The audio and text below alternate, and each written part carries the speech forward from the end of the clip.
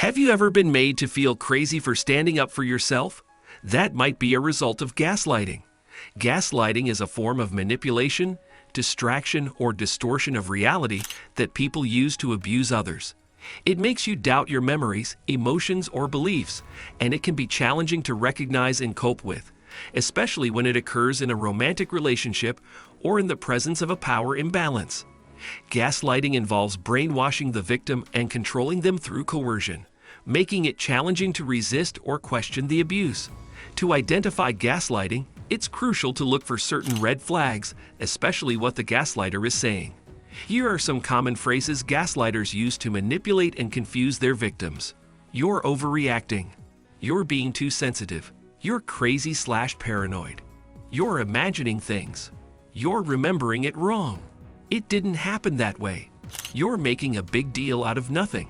It's essential to recognize the signs and phrases used in gaslighting to protect oneself from it. Remember, your memories, emotions, and beliefs are valid, and it's okay to stand up for yourself.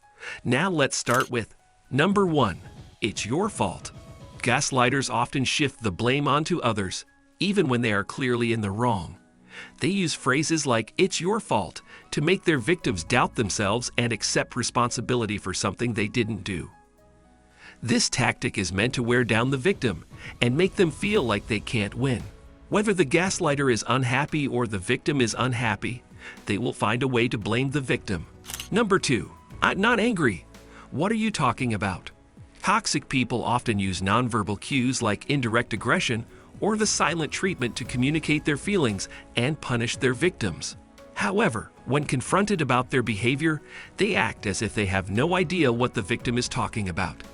This behavior is meant to make the victim question themselves and their perceptions. The doubt that fills their mind leaves them feeling even more confused and vulnerable. Number 3. I think you need help. The phrase "you need help" may seem sincere, but when used by a gaslighter, it's meant to manipulate, twist, and deceive. The abuser is claiming that something is wrong with the victim, which can spark a chain of self-doubt and concern, rather than genuine help. Gaslighters use this phrase to distract the victim from their behavior and deflect responsibility. Number 4. You're imagining things. This dangerous phrase is a direct attack meant to cause severe cognitive dissonance or doubt in one's own thoughts.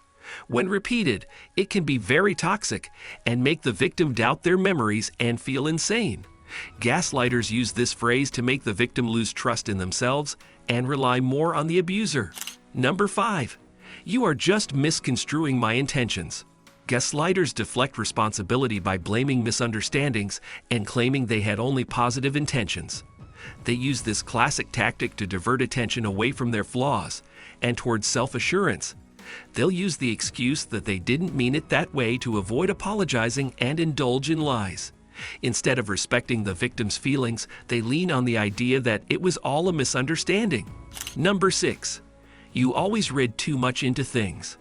This phrase is meant to stop you from investigating further and invalidate your concerns. Gaslighters often use "you" statements to make you doubt your observations and stop questioning their behavior. Number 7.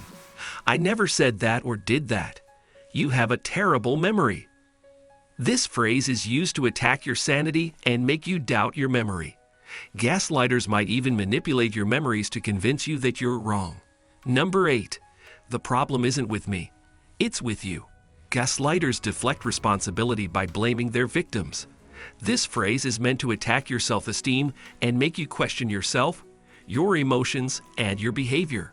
Number 9. Just forget about it. This phrase is used to deflect and avoid resolving conflicts. It's a sign of an unhealthy relationship, and the problem will only fester if it's not addressed. Number 10. You are the only person that I have problems with. This phrase is used to invalidate your concerns and make you feel like you're the problem. Gaslighters tend to project their issues onto their victims. Number 11. You're abusing me. Gaslighters will often accuse their victims of abuse to deflect from their abusive behavior. This phrase is meant to make you feel guilty and confused. Toxic people who gaslight often get off on power trips. They want to control and dominate their victims by making them doubt their reality and feel like they must apologize and beg for forgiveness. Even when the abuser should be the one saying sorry, they make their victim feel like they're lucky to receive forgiveness. To respond to gaslighting, it's essential to recognize it as emotional abuse and name it. Validate yourself and what is happening to you before vocalizing it to anyone who might gaslight you more. If you're struggling to process your toxic relationship, talk to friends, family, or a professional therapist to work through the emotional abuse you've experienced and re-establish your reality. When gaslighting happens, it's important to set boundaries and stand up for yourself. Keep a calm and steady tone and say something like, "You're speaking to me in an aggressive and abusive way. If you continue, I will not engage in this conversation anymore." Many gaslighters respond poorly to boundary setting because they want to control the relationship.